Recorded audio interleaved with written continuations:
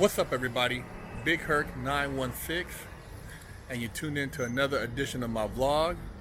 Want to say thank you for subscribing to the channel, for supporting. I love hearing you guys' comments. You know, I'm all about that positivity and that motivation. And today I want to talk about, is hip hop to blame? You know, a lot of people want to point the finger at hip hop and blame them for a lot of society's social issues, violence in the community, the perpetration of just negativity, and the continual acts of violence because of just what's being said in a lot of these lyrics. Well, you can't really blame hip hop for that. It's actually, I think, a bigger picture.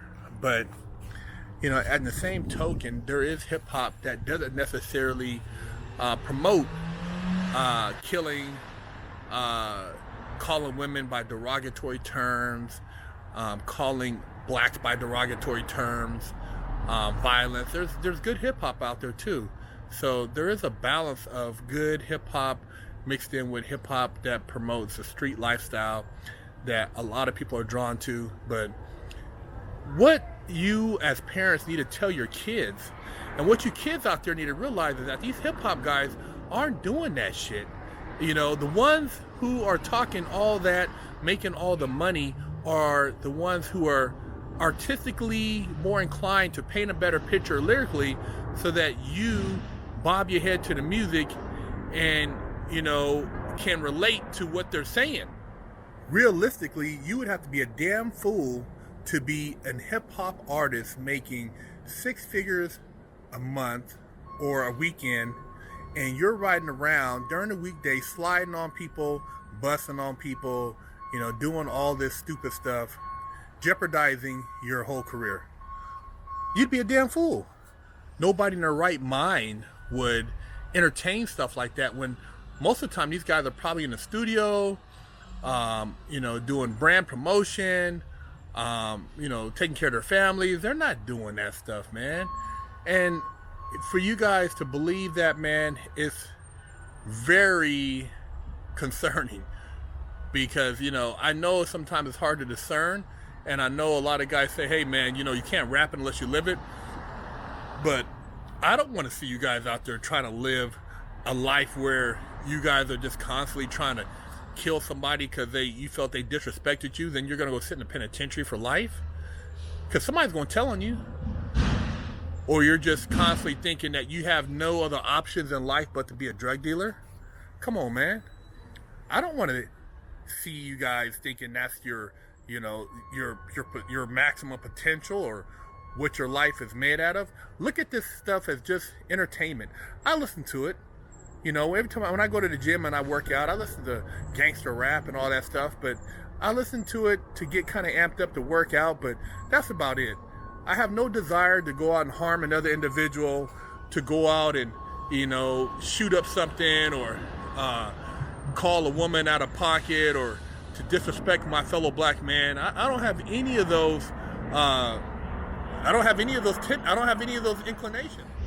And it's a sad, it's a sad situation, man, because the music itself could be so much more, I think, fulfilling when you look at just the capabilities of some of the lyrics you hear.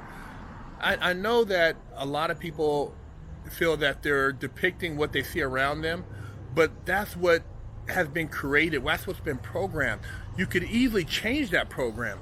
You could easily create another program which depicts you living in high rises or estates, having a good life, balling, making moves. You don't have to be killing everybody. You don't have to be sipping on scissor. You don't have to be, committing violent acts. None of that stuff has to be a part of your reality.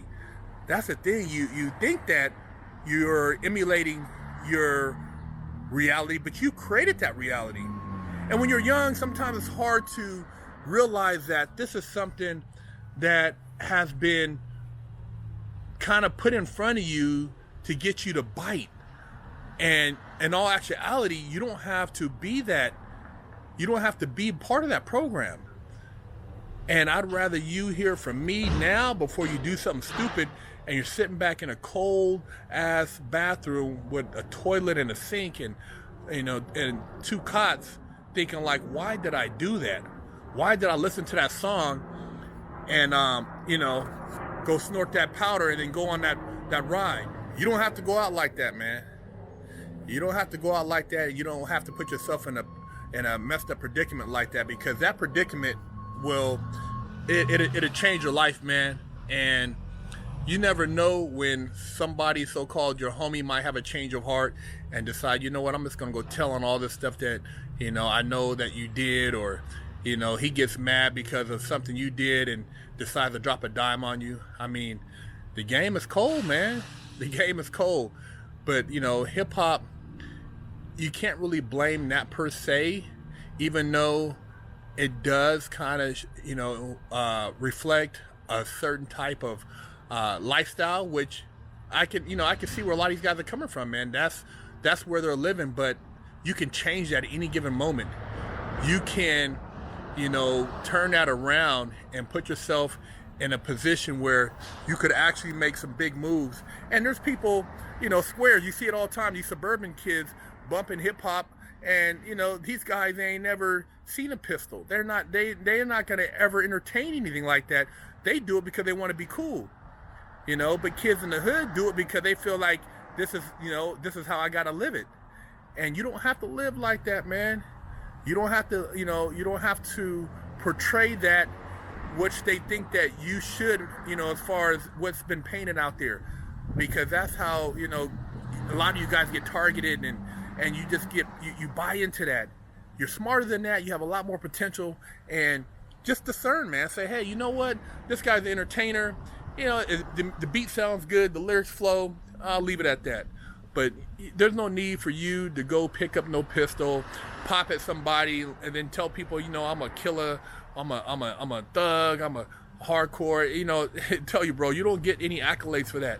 Nobody cares, man, when you're sitting in a prison, because everybody else done did the same thing, and they're all thinking the same thing. Why did I do that? Why did I throw my life away? Now I got to go in here and put up with this shit. Be smarter than that. These guys, I'm telling you, man, you know, these hip hop guys, they're not cut like that, man. A lot of them are flip quicker than, you know, you could spit on the ground. You know, all they need is a room with some AC and a cup of coffee, and they're gonna tell on everybody. You heard what T-Pain said. He'd be a super snitch. So if you knew that you'd be a super snitch, why would you even be doing any dirt? Why would you put yourself in a position where you would have to tell on somebody? If anything, T-Pain should be saying, you know what? I wouldn't even be in that position to where I'm gonna be telling on anybody, because I wouldn't be doing anything. I'm a square. You're a little square, man. You're a little Ewok square, man. Be a square and tell kids to be square. Don't tell them that you're going to be snitching on anybody, because snitching has consequences. You can't just snitch and think you're going to come back and everybody's going to give you a high five because you made it home. You're talking about, oh, you know, you had to worry about your family. You knew about your family when you were doing this shit. You shouldn't have never got involved with that shit to begin with. That's the point, man. People want to, oh, I got kids. Well, motherfucker, you had kids before you started putting in work. You knew you had kids. You knew you had a family, and the streets have rules. And you get involved in those, and you get involved in those rules. There's consequences. Tekashi's not gonna just be able to get out and think, "Oh man, I took care of my man." You a piece of shit. If you would have just took your time, you would have probably got 9 years, 8 years, and been out. Everybody, they always tell you, "Yeah, you're looking at 47." You don't do fucking 47. You go in there, you're gonna do probably 10, nigga, and that's part of your that's part of your agreement, because you signed up for that shit. You was breakdancing in front of the projects. You was running around with straps and talking all this high-powered shit. Now all of a sudden you have a change of heart because you feel that you don't want to be in there no more, but you're gonna let everybody else go to jail and pay for your fucking you know, for your mistake. It doesn't work like that, man. And you know, hip hop, you know, it gives a false sense, and everybody was all cheering, and this guy's riding around throwing up the B sign, and all the time it was for Buster. He wasn't representing blood. And you guys, man, just realize that when you start doing all that stuff and trying to emulate these guys, a lot of time these guys aren't the people you want to emulate because they're not really cut from that cloth. And everybody wants to say, well, these guys are going to do this and that to him. Well, he should have never been hanging out with them dudes. These are wolves, man. You know what I mean? He was with some real motherfucking wolves. And there's a lot of wolves out here. I've seen them.